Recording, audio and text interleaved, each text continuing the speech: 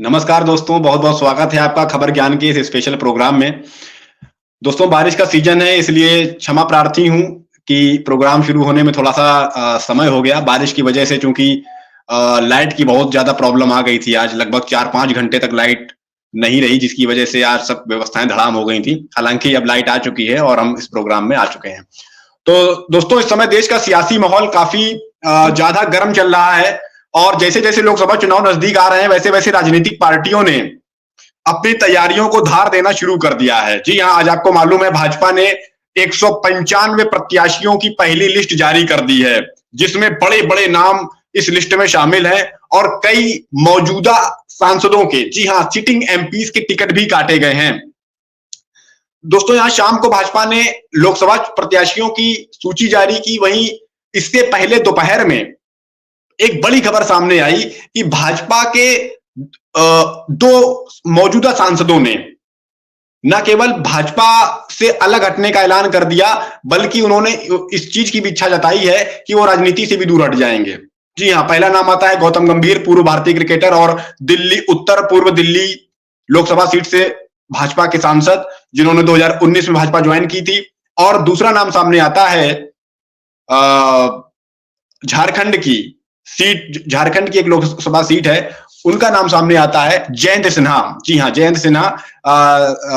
उन्होंने आज इन 2 नेताओं ने, भाजपा के 2 नेताओं ने ये जेपी नड्डा को आज एक सोशल मीडिया पर एक जैसा उन्होंने ट्वीट किया और उन्होंने अपील की है, मांग की है जेपी नड्डा से कि उन्हें राजनीतिक जिम्मेदारियों से मुक्त किया जाए।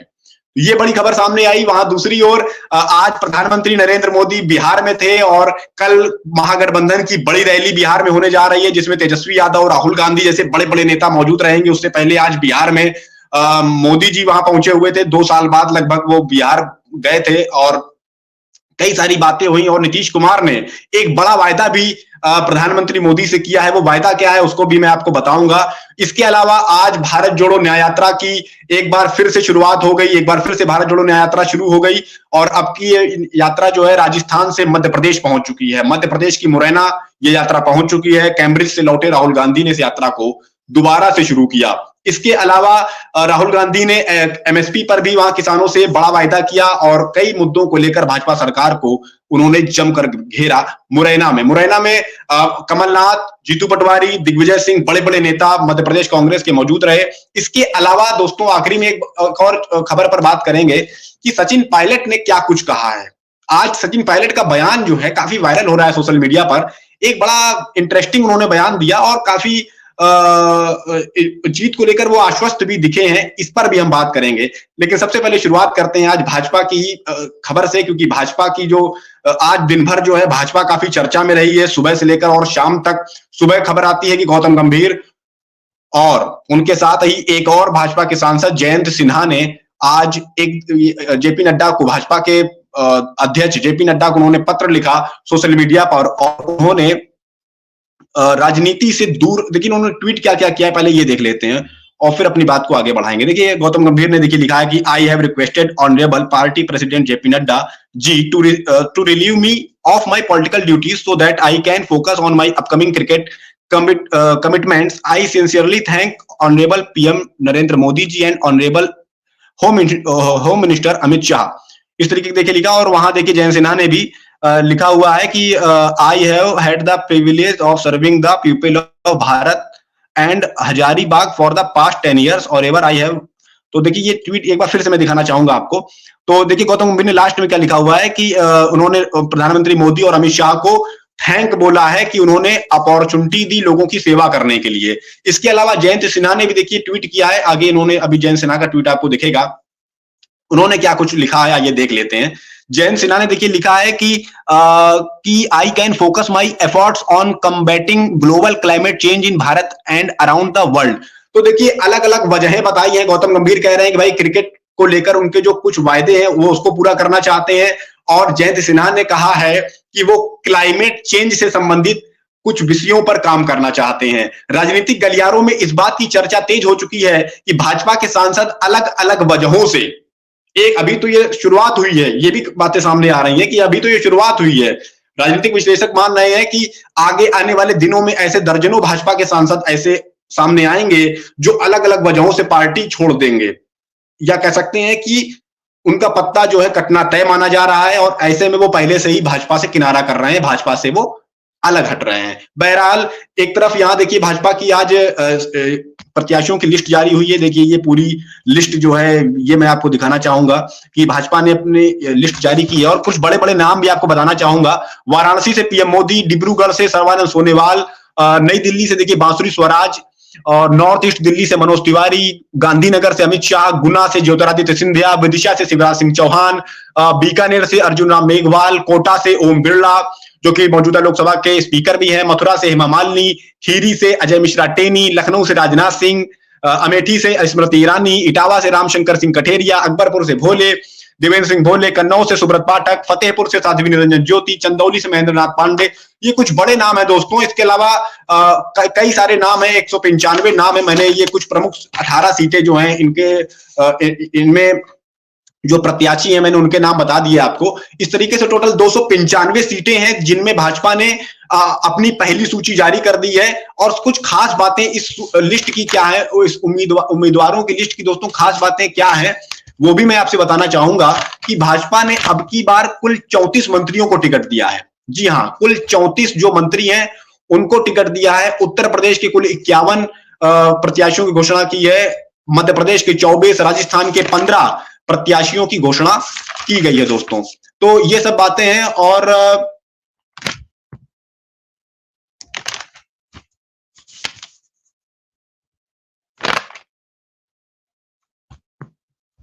तो इस तरीके की देखिए दोस्तों लिस्ट जो है ये 195 प्रत्याशियों की लिस्ट है।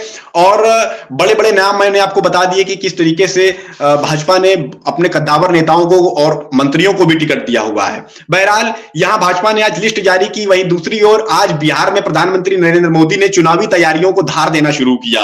आज वो बिहार के 2 जिलों में गए हुए थे, औरंगाबाद और बेगूसराय। औरंगाबाद और बेगूसराय में वो गए और उन्होंने अलग अलग विभिन्न परियोजनाओं का शिलान्यास और लोकार्पण किया। एक खास बात उनके दौरे की ये रही कि मोदी जी ने बिहार के मौजूदा मुख्यमंत्री नीतीश कुमार के साथ मंच भी साझा किया दोनों ही जिलों में। और एक खास बात, औरंगाबाद में नीतीश कुमार ने पीएम मोदी से एक बड़ा वायदा किया। वो वायदा क्या है दोस्तों, पहले वो सुन लेते हैं, उसके बाद फिर प्रधानमंत्री नरेंद्र मोदी ने क्या कुछ कहा वो भी सुनेंगे। पहले देखिए बिहार में नीतीश कुमार ने मोदी जी से क्या उनसा वायदा किया है ये सुन लेते हैं, जिसको लेकर के आज काफी चर्चा भी हुई है सोशल मीडिया पर। नीतीश कुमार थे, इधर हम गायब हो गए थे, तभी हम फिर आपके साथ हैं। हम आपको आश्वस्त करते हैं कि अब इधर उधर होने वाले नहीं है, हम रहेंगे आप ही के साथ। इसलिए जरा तेजी से यहां वाला काम सब हो जाए। अब आप सब तो जानते ही हैं कि हम लोगों को तो एक ही साथ ना है भाई 5 से, तो हम लोग तो मिल करके लगातार कितना काम किए। ये आप सुन रहे थे नीतीश कुमार को, और प्रधानमंत्री मोदी जो है वो मुस्कुरा रहे थे।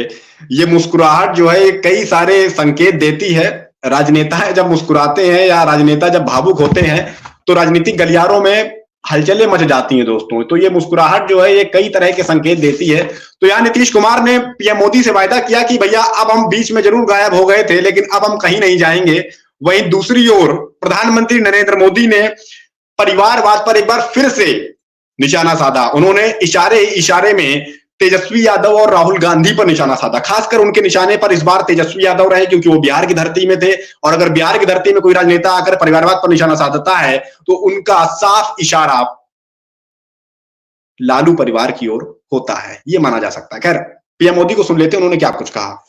आरजेडी कांग्रेस के लोग अपने परिवारवाद और भ्रष्टाचार को उचित ठहराने के लिए दलित, वंचित, पिछड़ों को ढाल बनाते हैं।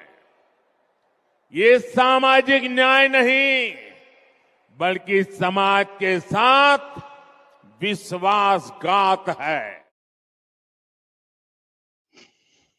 समाज के साथ विश्वासघात कैसे हो रहा है ये प्रधानमंत्री मोदी चीज की व्याख्या कर रहे हैं। और जब प्रधानमंत्री परिवारवाद पर दोस्तों कुछ भी बोलते हैं तो मुझे भाजपा के कई नेताओं की याद आती हैं जिनके बेटे, जिनके कह सकते हैं परिवार के लोग भाजपा में रहकर के राजनीति कर रहे हैं और अलग अलग जगहों पर कहीं सांसद हैं, कहीं विधायक हैं। तो इस बात को लेकर भी मुझे बड़ा आश्चर्य होता है कि जिस पार्टी पर खुद इतना परिवारवाद हावी हो, यदि उस पार्टी का एक बहुत बड़ा नेता अगर इस तरीके की बातें करता है तो उसके क्या मायने निकाले जाएं। बहरहाल आगे बढ़ते हैं दोस्तों। प्रधानमंत्री मोदी आज बिहार में थे और उसके बाद शाम को लिस्ट जारी हो जाती है। आपको मालूम ही है 29 फरवरी को बिहार की केंद्रीय चुनाव समिति की बैठक होती है और उसमें प्रधानमंत्री मोदी अमित शाह के साथ ही जेपी नड्डा समेत कई राज्यों के मुख्यमंत्री भी पहुंचे हुए थे और उन्होंने मंथन किया था और उसके बाद ये लिस्ट जारी हुई। और लेकिन अब 195 तो ठीक है, लेकिन अब माना जा रहा है कि भाजपा जो है, अब चूंकि देखिए 195 तो भाजपा ने उन सीटों पर अपने प्रत्याशी उतार दिए हैं जिन सीटों पर बहुत पहले से ही बंधन चल रहा होगा कि भाई ये सीटें जो हैं यहां कोई दिक्कत नहीं है, यहां हम आराम से इनको प्रत्याशी उतार देंगे, घोषित कर देंगे। लेकिन अब जो सीटें बच रही हैं, लगभग अभी भी 350 के लगभग सीटें बच रही हैं, इन सीटों पर इतना आसान नहीं होगा प्रत्याशी घोषित करना। क्यों? क्योंकि यहां आपके जो एनडीए के जो सहयोगी दल हैं, आप उनको भी सीट बांटेंगे और कई सारी बातें सामने आ रही हैं कि कई विधायकों, कई सांसदों के टिकट भी काटे जा सकते हैं। बहरहाल देखना दिलचस्प होगा कि कैसे क्या होगा और भाजपा के लिए चुनौतियां कोई नई बात नहीं है और चुनौतियों से पार भी भाजपा पाना जानती है। उसकी तैयारियों को देखकर लगता है बहुत ही मजबूती से वो तैयारियां करती है चुनाव की। बहरहाल यहां आज मोदी और बिहार की बातें हुई। मोदी जी जो बिहार में थे, वहां दूसरी ओर कांग्रेस सांसद राहुल गांधी आज कैम्ब्रिज से वापस भारत लौटे, इंग्लैंड से वापस भारत लौटे। कैम्ब्रिज यूनिवर्सिटी में उनका लेक्चर था, उन्होंने लेक्चर दिया और उसके बाद वो भारत वापस लौटे और भारत लौटते ही, राजधानी दिल्ली लौटते ही वो राजस्थान के धौलपुर पहुंचे, जहां उन्होंने भारत जोड़ो न्याय यात्रा को जारी किया। यात्रा जो है कुछ ही समय में मध्य प्रदेश के मुरैना पहुंच गई। मध्य प्रदेश की राजस्थान मध्य प्रदेश बॉर्डर पर स्थित मुरैना जिले में पहुंची, या कह सकते हैं कि मुरैना के रास्ते मध्य प्रदेश पहुंची। और एक खास बात दोस्तों इस यात्रा की ये रही, एक खास बात दोस्तों ये रही कि ये देखिए गहलोत मौजूद है, ये राजस्थान की तस्वीरें हैं। लेकिन जब ये यात्रा मध्य प्रदेश में थी तो कमलनाथ, दिग्विजय सिंह और जीतू पटवारी जैसे वरिष्ठ नेता भी राहुल गांधी के साथ मौजूद रहे। एक और खास बात दोस्तों, एक बड़ी जानकारी भी सामने आई आज कि राहुल गांधी की जान को खतरा भी है। ये मैं क्यों कह रहा हूं, इसके सबूत भी हैं आज हमारे पास कि नासिक पुलिस को एक इनपुट मिला जिसमें राहुल गांधी को यह धमकी दी गई है कि उनके पिता और भारत के पूर्व प्रधानमंत्री राजीव गांधी की तरह ही राहुल गांधी को भी बम से उड़ा दिया जाएगा। यह धमकी दी गई है राहुल गांधी को। जैसे ही गृह मंत्रालय को उसका इनपुट मिलता है, वैसे ही गृह मंत्रालय ने राहुल गांधी की सुरक्षा बढ़ा दी। उनका दिल्ली स्थित आवास, जो अकबर रोड ऐसा कुछ उनका एड्रेस है आवास का दिल्ली में, शायद 24 अकबरपुर रोड इस तरीके का उनका एड्रेस का नाम है, जहां वो अपने माता सोनिया गांधी के साथ रहते हैं इस समय, उस आवास की सुरक्षा बढ़ा दी गई है। और इसके अलावा राहुल गांधी की सुरक्षा भी बढ़ाई गई है। और जो अलग अलग राज्य हैं उनकी अलग अलग राज्यों की दिल्ली, यूपी, एमपी और दिल्ली, ये जो जहां जहां खासकर यात्रा है वहां के राज्यों की पुलिस को यह निर्देशित किया गया है कि राहुल गांधी की जो सुरक्षा है उसमें उसको बढ़ाया जाए। यानी कह सकते हैं कि सुरक्षा को कड़ा किया गया है, सुरक्षा कड़े करने के निर्देश जो हैं वो दिए गए हैं।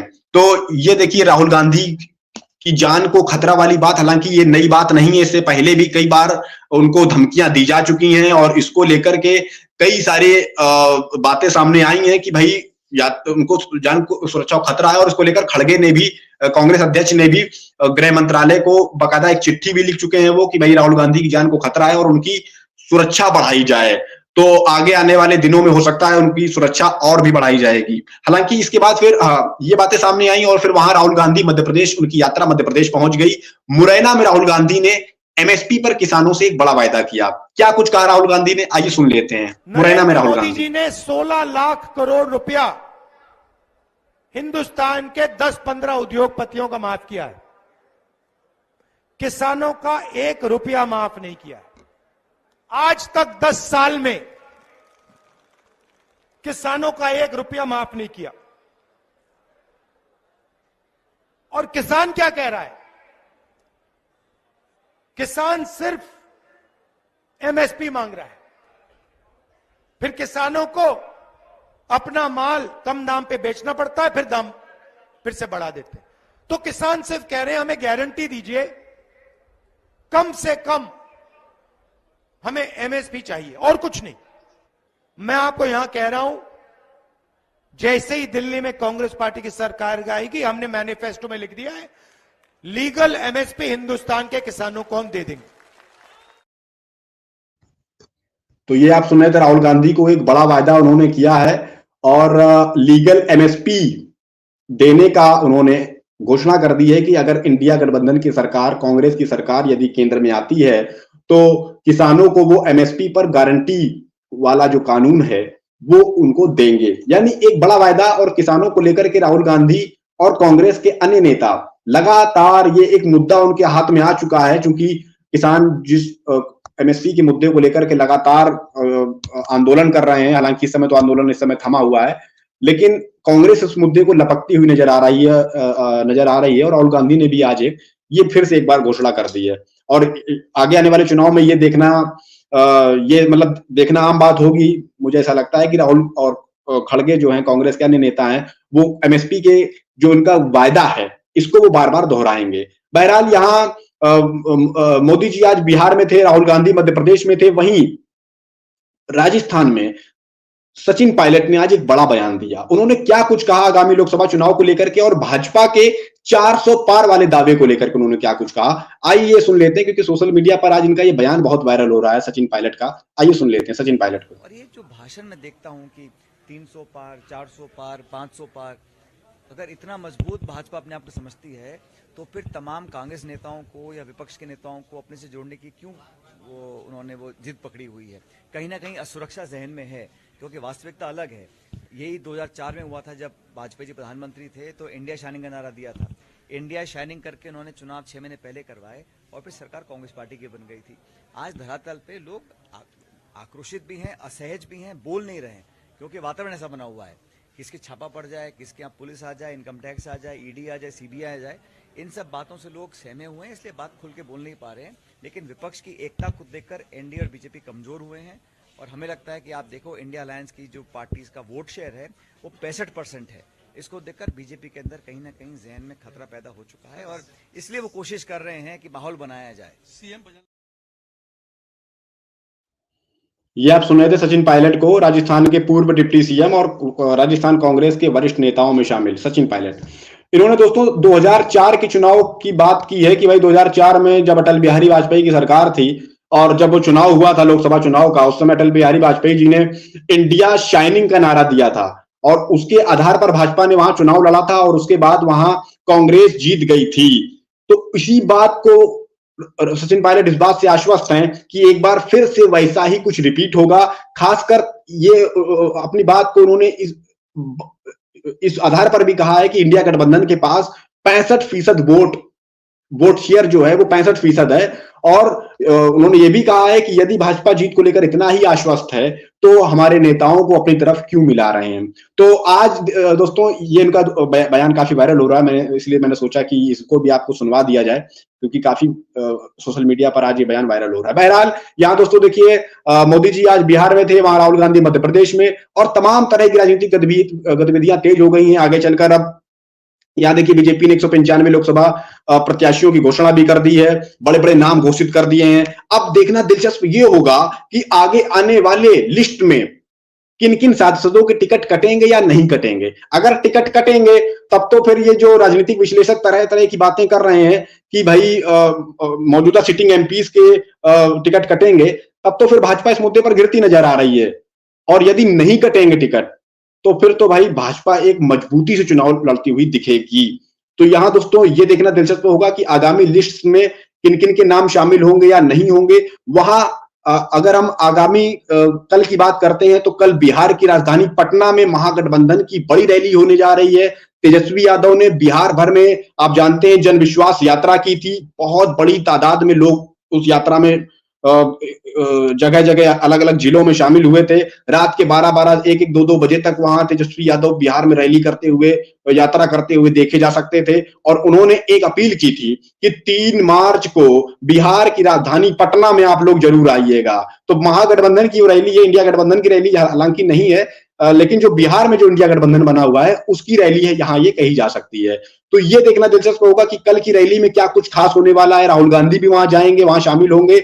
अभी हालांकि कोई बहुत आधिकारिक सूचना या कह सकते हैं पुख्ता जानकारी नहीं है कि राहुल वहां जाएंगे या नहीं जाएंगे, लेकिन जो अभी जानकारी सामने आ रही है वो यही है कि राहुल भी वहां शामिल होंगे। तो बहुत सारी चीजें दोस्तों हैं, कल देखना दिलचस्प होगा कि वहां पटना में क्या कुछ होने जा रहा है और यहां भाजपा आने वाले दिनों में किन किन सांसदों के टिकट काटेगी या नहीं काटेगी, और मौजूदा 195 जो प्रत्याशी जो घोषित कर दिए गए हैं, इसका आगे आने वाली राजनीति में क्या प्रभाव पड़ेगा। क्योंकि इंडिया गठबंधन से एक कदम आगे अब एनडीए बढ़ चुका है, ये कहा जा सकता है। अगर हम प्रत्याशियों की घोषणा के मामले की अगर हम बात करते हैं, तो इस मामले में दोस्तों ये कह सकते हैं कि एक कदम अब भाजपा ने आगे बढ़ा दिया है। आज के लिए इतना ही दोस्तों, नमस्कार, जय हिंद, जय भारत।